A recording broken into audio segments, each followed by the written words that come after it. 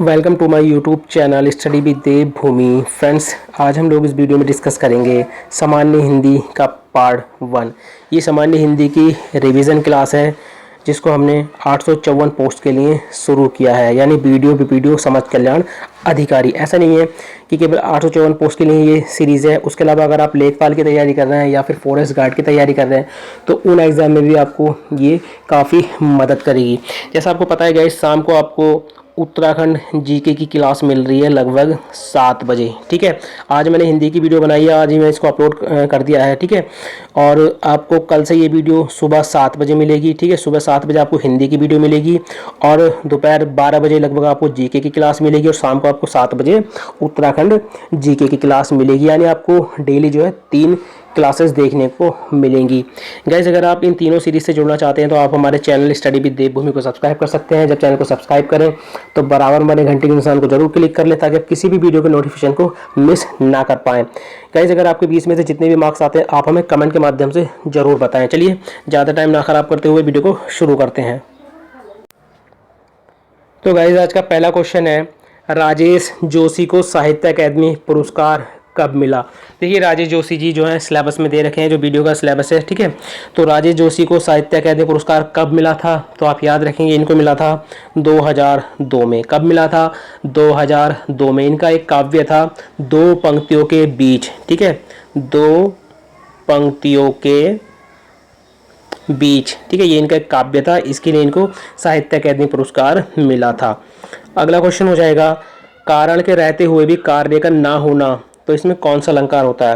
तो देखिए, कारण के रहते हुए भी कार्य का ना होना, इसमें जो अलंकार मतलब ये किसकी पहचान होती है? कारण के रहते हुए भी कार्य का ना होना, तो ये होती है विशेषोक्ति अलंकार की पहचान होती है। अब उदाहरण के लिए देखिए, जैसे मान के चलो, जैसे नैनों से सदैव जल की वर्षा होती रहती है। ठीक है, तब भी प्यास नहीं बुझती, तो इसमें कारण के रहते हुए भी कार्य का ना होना। ठीक है, अगला क्वेश्चन हो जाएगा, निश्चित हो जाना अर्थ किस मुहावरे के लिए प्रयुक्त होता है?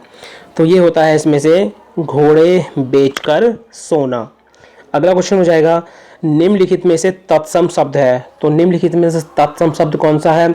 तो ये हो जाएगा आशा। ठीक है, आशा जो है एक तत्सम शब्द है और इसका तत्वत क्या होता है? तो ये होता है आस। क्या होता है? आस। अगला क्वेश्चन हो जाएगा, लिफाफा किस भाषा का शब्द है? तो लिफाफा किस भाषा का शब्द है? याद रखेंगे, यह है अरबी भाषा का। किसका है ये? अरबी भाषा का है। अरबी भाषा के देखिए, एक तो इनाम है। ठीक है, इनाम काफ़ी महत्वपूर्ण है। ठीक है, इनाम है, इलाज। ठीक है, इलाज है, उम्र। ठीक है, उम्र हो गया, किताब। ठीक है, किताब है, नहर, हलवाई। ठीक है, तो ये सभी अरबी के हैं। देखिए, अरबी फारसी जितने भी शब्द हैं इनको याद करना काफ़ी टफ होता है। ठीक है, लेकिन इनको याद आप कैसे कर सकते हैं? आप इतना कर सकते हैं, जैसे आप किसी चीज़ को देखें तो उसमें थोड़ा सेंस लगा सकते हैं, मतलब उनको डेली लाइफ में यूज़ करो। जैसे आप किसी को देख के कहते हैं यार इसकी उम्र है। ठीक है, तो आप याद कर लो कि उम्र यार अरबी भाषा का है। ठीक है, अब आप किताब तो रेगुलर पढ़ते हो, तो आप याद रखो कि किताब जो है एक अरबी है। ठीक है, अरबी भाषा का शब्द है। अब जैसे आपने नहर देखी या नदी, ये ठीक है नहर देखी आपने, तो आप समझ जाओ ये अरबी भाषा का। या आप हलवाई की दुकान पे गए तो आपको तुरंत याद आना चाहिए भी हलवाई एक अरबी भाषा का शब्द है। तो इनको आप अगर डेली लाइफ में अगर इनको अपने, ठीक है, अपनी यूज़ करोगे, मतलब जो भी चीज़ देखोगे आप उसको एकदम से याद करने की कोशिश करोगे तो तभी ये वर्ड आपको याद होंगे। ठीक है, तभी याद होंगे आपको। चलिए, अगला क्वेश्चन देख लेते हैं, बघेली का संबंध है। तो बघेली का संबंध किससे है? और आपको पता है पश्चिमी हिंदी है, पूर्वी हिंदी है, बिहारी है, राजस्थानी, इनसे तो क्वेश्चन भर भर के बनते हैं। ठीक है, तो बघेली का जो संबंध है गाइस, ये हो जाएगा पूर्वी हिंदी से। किससे हो जाएगा? पूर्वी हिंदी से। अब देखिए, पूर्वी हिंदी में एक तो आती है अवधि। ठीक है, कौन सी बोली आती है? एक तो अवधि आती है, दूसरी बघेली है। ठीक है, बघेली है, तीसरी हो जाएगी छत्तीसगढ़ी। ठीक है, तो ये किसके अंतर्गत आती है? पूर्वी हिंदी के। अगला क्वेश्चन हो जाएगा, एक राज्य और दूसरे राज्य के बीच पत्र आदि की राजभाषा किस अनुच्छेद के अंतर्गत आती है? ठीक है, एक राज्य और दूसरे राज्य के बीच। ठीक है, राज्य और केंद्र के बीच। ठीक है, केंद्र के बीच, इनके बीच में जो राजभाषा यूज की जाती है, ठीक है, तो वो किस अनुच्छेद के अंतर्गत आती है? तो ये आप याद रखेंगे, अनुच्छेद 346। ठीक है, अनुच्छेद 346 के अंतर्गत। अब देखिए, बात करें हम राजभाषा की। ठीक है, यहाँ से क्वेश्चन बनता है कि राजभाषा जो है किस भाग में आता है? तो ये आता है भाग 17 में। किस में आता है? भाग 17 में आता है। इस भाग 17 से ही आप अनुसूची को याद कर सकते हैं, ठीक है। इसी भाग 17 से आप अनुसूची को याद कर सकते हैं। 1 और 8 को जोड़ देंगे तो क्या हो जाएगा? 1 7 को 8, ठीक है। 1 और 7 को जोड़ देंगे तो 8, अनुसूची हो जाएगी 8। अब अनुच्छेद हो जाएंगे इसमें 3 4 3 से 3 5 1 तक, ठीक है, जिसमें से 351 वाला अनुच्छेद काफ़ी बार पूछा भी गया है। अगला क्वेश्चन हो जाएगा, जिन स्वरों के उच्चारण में मुख द्वार आधा बंद रहता है तो उनको क्या कहते हैं? तो गाइज उनको कहा जाता है अर्ध संवृत। क्या कहा जाता है उनको? अर्ध संवृत कहा जाता है। और अर्ध संवृत कौन कौन से होते हैं? एक तो ये वाला और एक ये वाला ओ, ठीक है। छोटा ए और बड़ा ये छोटा ओ, छोटा ए और छोटा ही ओ, ठीक है। इन दोनों को आप याद रखेंगे, अर्ध संवृत होते हैं, ठीक है। अगला क्वेश्चन हो जाएगा, निम्नलिखित में से शुद्ध शब्द है। तो इनमें से शुद्ध शब्द कौन सा, या ये कह सकते हैं आप शुद्ध वर्तनी कौन सी है इसमें सही, ठीक है। तो देखिए अंधिकार, ठीक है, अंधिकार जो है इसमें शुद्ध शब्द है, क्योंकि दीपिका किस तरह से लिखा जाता है? दीपिका इस तरह से लिखा जाता है। वैश्या पे 2 मात्रा नहीं होती, 1 मात्रा होती है, ठीक है। और रुपया पे ये इस तरह से होता है मात्रा, ठीक है। तो ये इसके सही वर्तनी है, ठीक है। अगला क्वेश्चन हो जाएगा, निम्नलिखित में से उन्नति का संधि विच्छेद है।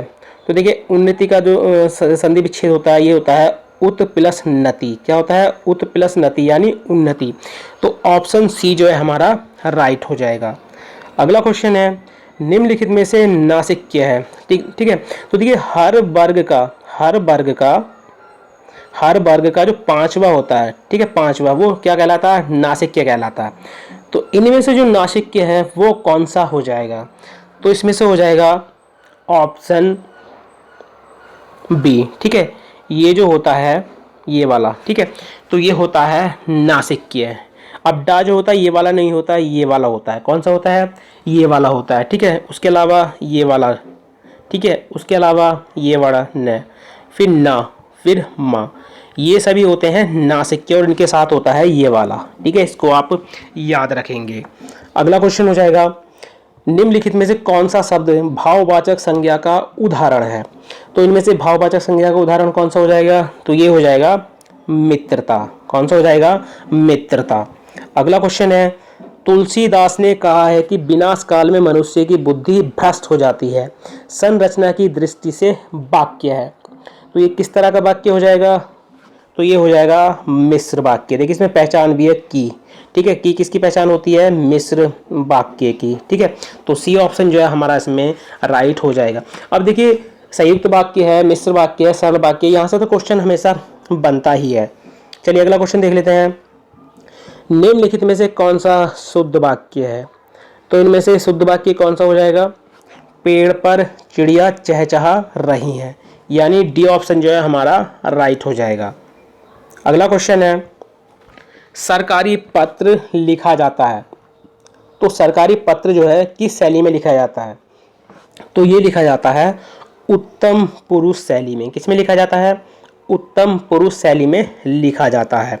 अगला क्वेश्चन हो जाएगा, हिंदी शब्दकोश में ज्ञा का क्रम किस वर्ण के बाद आता है? तो ये आता है जा के बाद, ठीक है। अब देखिए कुछ वर्ड हैं, जैसे ये छा है, ठीक है, ये काफ़ी पूछा था किसके बाद आता है। एक ये वाला हो गया, ठीक है, ज्ञा, फिर एक हो गया त्रा। इनसे क्वेश्चन बनते हैं कि ये किन के बाद पूछे जाते हैं। तो ज्ञा जो पूछे जाता है ये किसके बाद आता है? का के, ठीक है, का के बाद। ज्ञा किसके बाद आता है? जा के बाद। त्रा किसके बाद आता है? किसके बाद आता है? ता के बाद। तो इन तीनों को आपने याद रखना और यहीं से क्वेश्चन बनता भी है। अगला क्वेश्चन हो जाएगा, सूचना एवं प्रसारण मंत्रालय ने ऑल इंडिया रेडियो का नाम आकाशवाणी रखने का ज्ञापन निर्गत किया था, ठीक है। तो जो सूचना एवं प्रसारण मंत्रालय है तो उसने ऑल इंडिया रेडियो का नाम जो है आकाशवाणी रखने का जो है ज्ञापन कब निर्गत किया था? तो आप याद रखेंगे 1957 में, ठीक है, 1957 में। अगला क्वेश्चन हो जाएगा, निम्नलिखित में से दोग्धी किसका पर्यायवाची है? ठीक है, दोग्धी किसका पर्यायवाची है?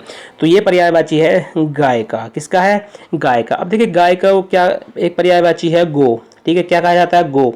दूसरा है गोरी, ठीक है। एक हो जाएगा धेनु, क्या कहा जाता है गाय को? धेनु भी कहा जाता है, ठीक है। सुरभि, गाय को सुरभि भी कहा जाता है। भद्रा, ठीक है, भद्रा भी कहा जाता है। और दोग्धी। चलिए अगला क्वेश्चन देख लेते हैं, निम्नलिखित में से मध्यम पुरुष सर्वनाम है। ठीक है, तो मध्यम पुरुष सर्वनाम इसमें कौन सा हो जाएगा, तो ये हो जाएगा आपको। ठीक है, कौन सा हो जाएगा, आपको, आपने, ये सभी किस में आते हैं, मध्यम पुरुष में। और मध्यम पुरुष किसका एक मतलब भेद है, तो यह है पुरुषवाचक सर्वनाम का ही भेद है। चलिए अंतिम क्वेश्चन देख लेते हैं आज का। निम्नलिखित में से ब्लोम शब्द का सही युग्म है, तो इसमें से ब्लोम शब्द का सही युग्म कौन सा हो जाएगा, तो ये हो जाएगा जंगम का क्या होता है, स्थावर होता है। अभिर्भाव का तिरोभाव होता है। ठीक है, तिरोभाव होता है, शिरोभाव नहीं होता है। तो याद रखेंगे जंगम का स्थावर होता है, और ये एक बार UKSSC ने पूछ भी रखा है। ठीक है, तो इसमें से ब्लोम शब्द का युग्म जो हो जाएगा, ये हो जाएगा जंगम का स्थावर। तो गाइज ये थे सामान्य हिंदी के 20 महत्वपूर्ण क्वेश्चन जो आपके आने वाला एग्जाम में आपकी काफ़ी मदद कर सकते हैं। ये सभी क्वेश्चन हमने जो वीडियो का सिलेबस दे रखा है 854 पोस्ट के लिए, उसके अकॉर्डिंग ही तैयार किया है। ठीक है, कैसे अगर आपको वीडियो 1% भी अच्छी लगी तो वीडियो को लाइक करें, कमेंट करें, वीडियो को अपने दोस्तों के साथ जरूर शेयर करें। चलिए मिलते हैं अपनी नेक्स्ट वीडियो में। Thank you for watching.